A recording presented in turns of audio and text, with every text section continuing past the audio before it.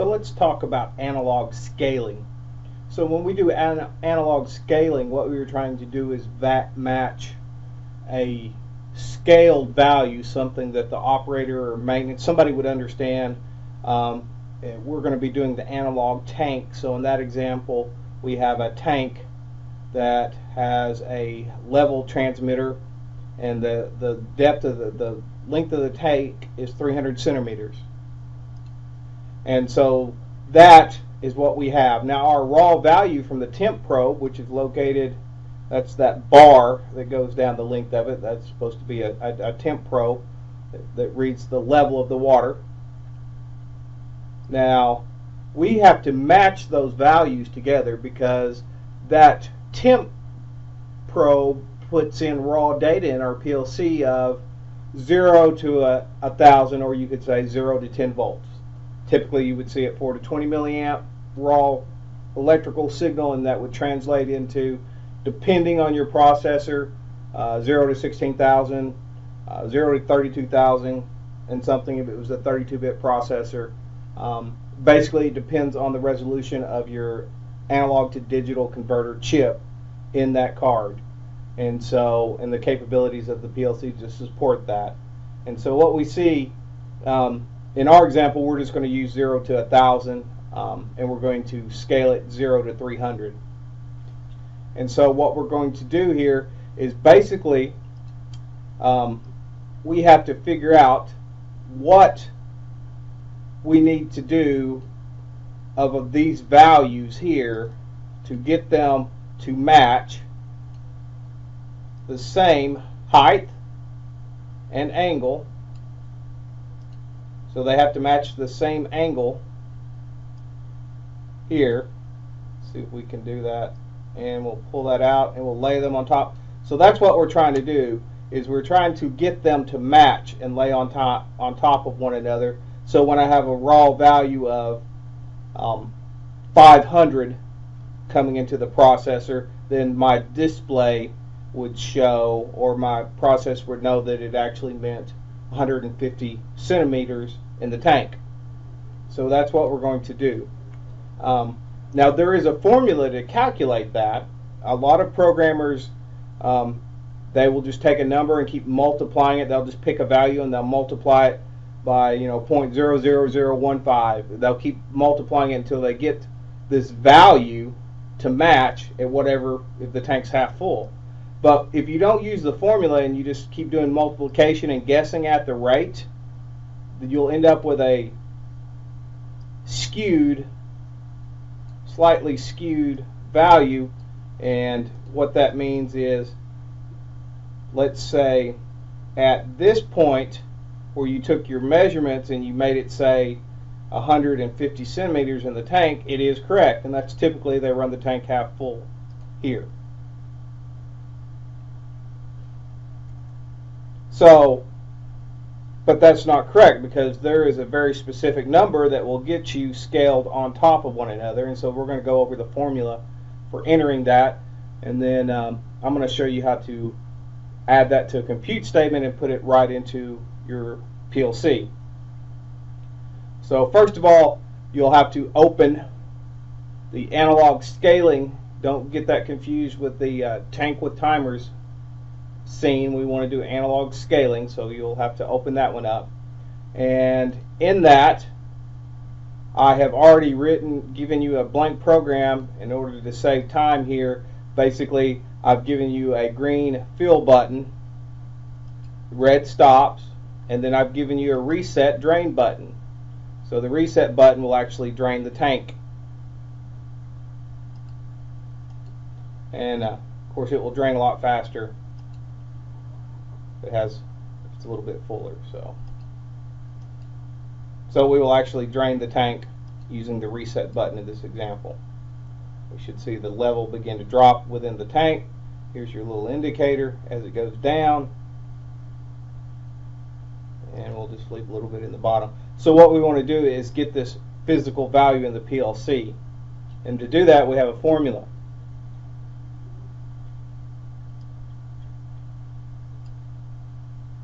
Here's our formula.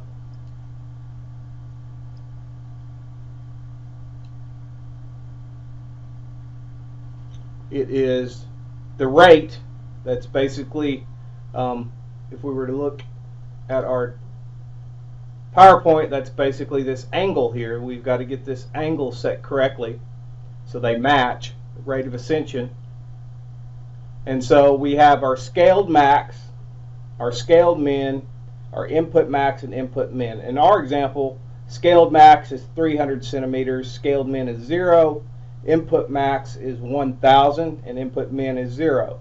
Now, we don't always start at a nice 0. Sometimes we're setting up here, and we actually need to bring it down. So here's where your offset comes in, so we can bring them down on top of one another. So sometimes you start up here. So if this started at 0 to 1,000, it would actually be bigger than that value. So it would be over here. And since they both start at 0, the number 0, we don't really have an offset in this example.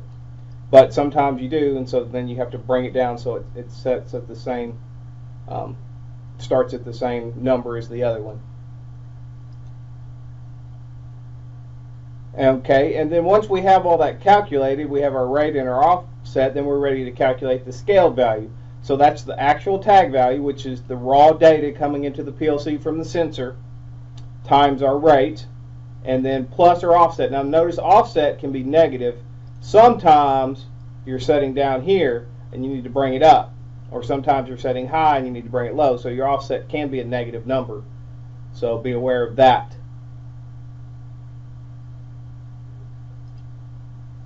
And I'm going to show you the easy way to incorporate this into your PLC. So we're going to use a compute statement. I'm going to get you started, and then you're going to pause the video and you're going to finish. And so first of all, I am simply going to copy out of the document the formula for rate. So I'm going to go Control C, and then I'm going to come over here to my processor. I'm going to go offline, and then I'll come down here, and somewhere in here, probably at the bottom, I will add another rung, resize that a little bit better for the resolution we have for this video. We're going to come down here, and then I can dig up here under math. It's called a compute statement, which is basically you could just put a formula in there. So I'm going to insert a compute statement. Then I'm going to come over here under expression, and earlier I copied that formula out of that, and so I'm going to paste it into my formula. Now notice that the rate, okay, that's where it's got to go. So I got to come in here, and I'm just going to delete this, and then I'm going to type in the destination as rate.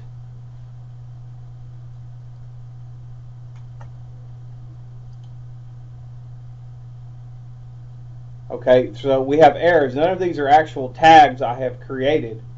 So what I have to do here is I have to go new rate, and I'll create that. Oops, made a mistake. When you create those tags,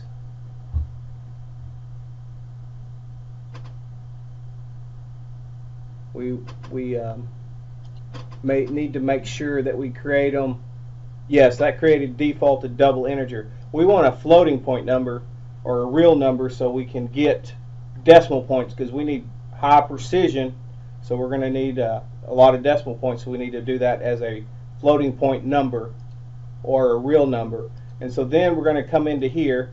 Notice it has some highlights here, and we'll go here and we'll say new input max. We're going to create the tag.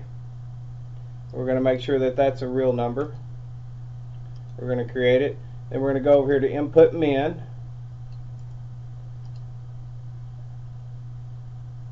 and make sure that that's a real number and create it. Then we're going to scroll over here to scaled min.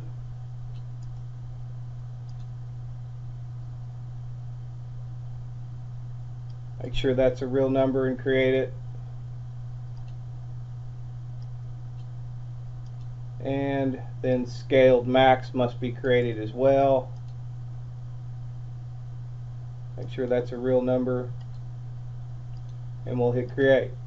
And so then it should have gotten rid of the error. It should have stopped being read. So now I can actually enter those values in there, but that's only half the formula. So basically what you can do here is you can, because of the way it's processed, you have to calculate the rate first. You can come over here and you can add another compute statement.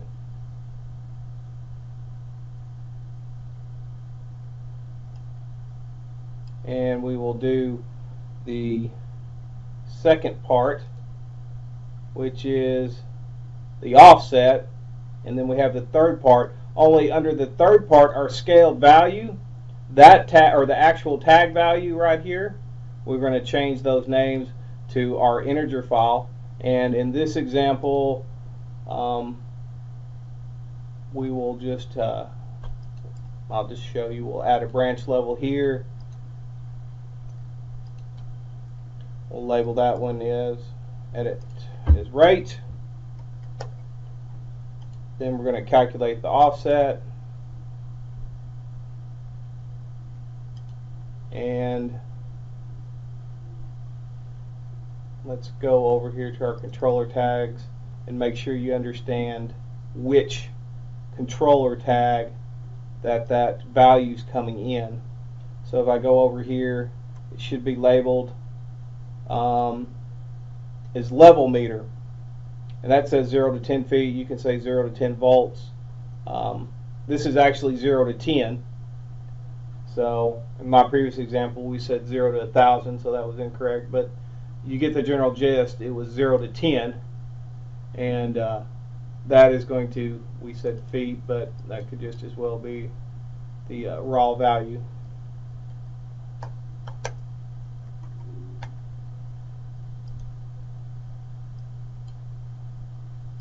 So we are going to repeat what I did on the previous exercise, copying this one in and that one in, and making the tags with the change that the actual tag value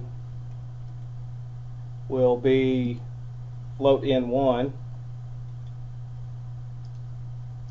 And you can browse for tags in your compute window, so if you delete it and just, or double click, you can browse. That'll be float in 1, and so that's going to be that raw data coming in, and we would change that. So at this point, pause the video and work individually and try to finish this task.